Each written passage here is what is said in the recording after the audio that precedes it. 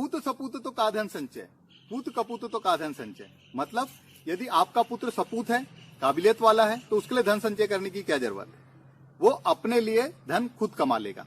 और पूत कपूत तो का धन संचय, मतलब यदि आपका पुत्र नालायक है तो उसके लिए धन संचय करने की क्या जरूरत है, वो आपके मेहनत की कमाई को यूं ही गवा देगा। इसलिए पूत कपूत तो का धन संचय, पूत सपूत तो का धन संचय। बड़े बड़े महाराजा हुए हैं जिन्होंने बड़े बड़े महल बनवाए, क्या कभी उन्होंने सोचा था कि उनके आने वाली पीढ़ी इन महलों में रहेगी तक नहीं? आज कई महल होटल बन चुके हैं और कई महल खंडर बन चुके हैं। लोग फिर भी सही गलत तरीके से धन कमाने में लगे हुए हैं, और धन कमाने की ऐसी होड़ है कि ना सिर्फ अपनी आने वाली पीढ़ी बल्कि आने वाली कई पीढ़ियों तक धन का इंतजाम करके रखना चाहते हैं। मानो कि आने वाली पीढ़ी किसी काम की ही ना होगी, वो अपने लिए 2 वक्त की रोटी भी नहीं कमा पाएगी। लेकिन इस धन को कमाने की होड़ के चक्कर में अपना जीवन बर्बाद करना कहां तक सही है? वह धन जिसका उपयोग आप नहीं कर पाए और आपको यह भी नहीं पता कि आने वाली कौन सी पीढ़ी उसका उपयोग करेगी, आपके लिए व्यर्थ है। हमारे पास उतना धन होना चाहिए कि हम वर्तमान में आने वाली चुनौतियों का सामना कर सके, लेकिन भविष्य की जो अप्रत्याशित चुनौतियां हैं उसके लिए आप कितना धन और किस आधार पर धन जमा करेंगे? तो अब प्रश्न उठता है, तो क्या हम आने वाली पीढ़ी के लिए कुछ भी जमा करके न रखें? मैं ऐसा बिल्कुल नहीं कहता, लेकिन धन से यदि हम अपेक्षा करते हैं कि यह हमें स्थायित्व प्रदान करेगा या हमारी आने वाली पीढ़ी को स्थायित्व प्रदान करेगा, तो यह गलत है। वो हमारी अपेक्षाओं पे खरा नहीं उतरेगा। आने वाली पीढ़ी के लिए यदि आपको कुछ कमाना है तो एक अच्छा विचार कमाइए, अच्छे संस्कार कमाइए, अच्छा गुण कमाइए, और वह गुण आप अपने आने वाली पीढ़ी को दीजिए, वो उनके आने वाली पीढ़ी को देंगे, और ऐसा उत्तरोत्तर चलते जाएगा और आने वाली पीढ़ी उत्तरोत्तर उन्नति करते जाएगी। गुण कभी खत्म नहीं होते। गुण, संस्कार, विचार, इनकी सबसे बड़ी खासियत यह है कि ये बांटने से बढ़ते हैं।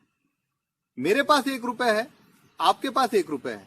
यदि मैं अपना 1 रुपया आपको देता हूं और आप अपना 1 रुपया मुझे देते हैं, तो हमारे पास अभी भी 1-1 रुपया ही होगा। लेकिन मैं आपको एक विचार देता हूं और आप मुझे एक विचार देते हैं, तो अब हम दोनों के पास 2-2 विचार होंगे। गुण और धन, इन दोनों में यही डिफरेंस है। इसलिए आने वाली पीढ़ी को यदि देना है कुछ, तो अच्छा गुण दीजिए, उनको काबिल बनाइए, उनको अच्छी शिक्षा दीजिए, ताकि वो खुद अपने दम पर अपना भरण पोषण कर सके। यह फार्मूला कभी फेल नहीं होता, यह फार्मूला पीढ़ी दर पीढ़ी चलता है।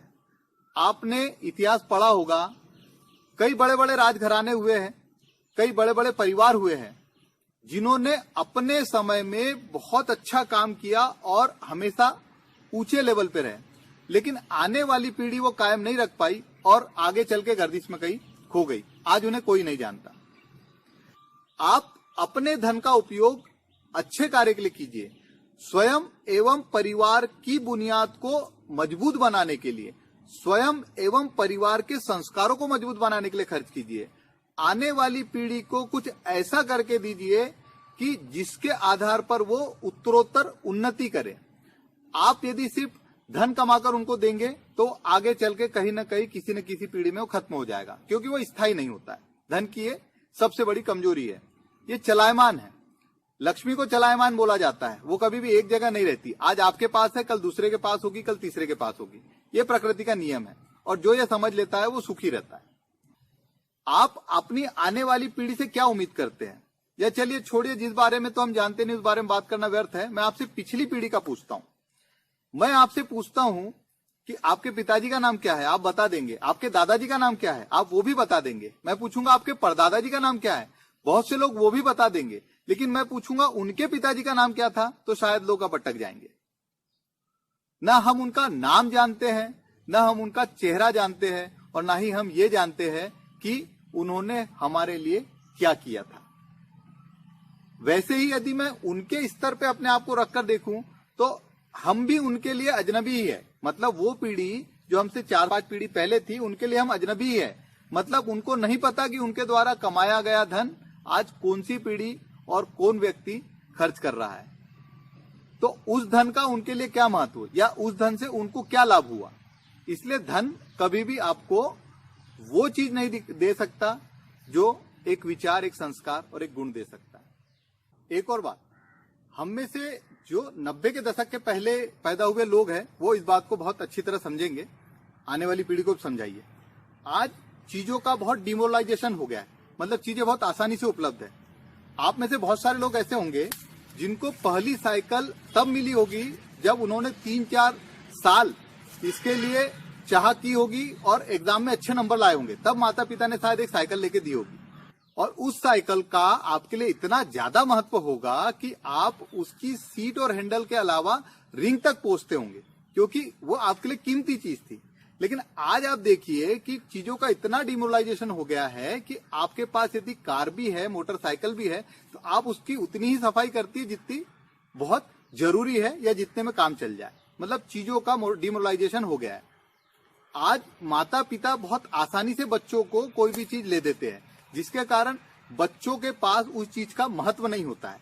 और जब वो उस चीज का महत्व नहीं समझेंगे तो उसके पीछे की गई मेहनत को क्या समझेंगे। मतलब ये कि उस चीज को खरीदने के लिए माता पिता का कितना परिश्रम उसके पीछे लगा है, ये चीज वो नहीं समझ पाएंगे। इसलिए अपने बच्चों पर जो भी खर्च करे उसका उनको महत्व समझाइए। महत्व समझाने का तरीका केवल एक है कि जब तक उनको उस चीज की बहुत लालसा ना हो, उस चीज की बहुत जरूरत ना हो कि अब इसके बगैर काम नहीं चलेगा या काम बड़ा मुश्किल है, तब उनको वो चीज दीजिए, ताकि वो उस चीज के महत्व को समझेंगे। आसानी से यदि चीज प्राप्त हो गई तो वो कभी नहीं समझेंगे। ऐसा ही होता है आपके परिश्रम द्वारा कमाया गया धन। यदि आप उसके महत्व को समझाकर उनको हैंडओवर करेंगे तो शायद वो उसका मतलब समझेंगे।